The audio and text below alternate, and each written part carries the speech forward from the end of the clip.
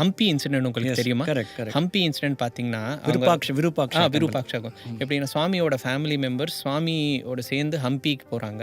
So சுவாமி வந்து இல்லை நான் வரமாட்டேன், நீங்கள் போய் பாருங்கன்னு சொல்லுவாங்க. உள்ளே போய் அவங்க பார்த்தா அந்த சிவலிங்கத்தை இடத்துல சுவாமியே இருப்பாங்க. அவங்க வந்து ரொம்ப சர்ப்ரைஸ் ஆகிட்டு, இல்லை இங்கே சத்யா வந்து என்ன இப்படி ஒரு விளையாட்டுத்தனமாக பண்ணுறாங்கன்னு சொல்லி திருப்பி வெளியே வந்து பார்த்தா சுவாமி அங்கே தான் இருக்காங்க. ஸோ இதோட மெசேஜ் என்னென்னா, உள்ளேயும் இருக்கிறதுனா வெளியே இருக்கிறதுனா, ஸோ நீங்கள் எல்லா இடத்துல நீங்கள் வேறு ஏதோ தேடுறீங்க, நான் தான் இருக்கேன். எக்ஸாக்ட்லி, அதுதான் அருகாமை. சுவாமி சொல்ல அந்த அருகாமையோட டெஃபினேஷன்.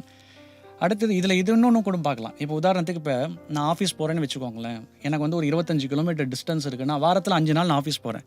அந்த 25 கிலோமீட்டர் டிஸ்டன்ஸ் எனக்கு பெருசாகவே தெரியாது. ஆனால் சமிதிக்கு ஏன்ப்பா பஜனைக்கு வரல அப்படின்னா, எனக்கு டைம் இல்லை கொஞ்சம் தூரமாக இருக்குது அப்படின்னு நம்ம நிறைய பேர் சொல்லி கேள்விப்பட்டிருக்கோம் இல்லையா?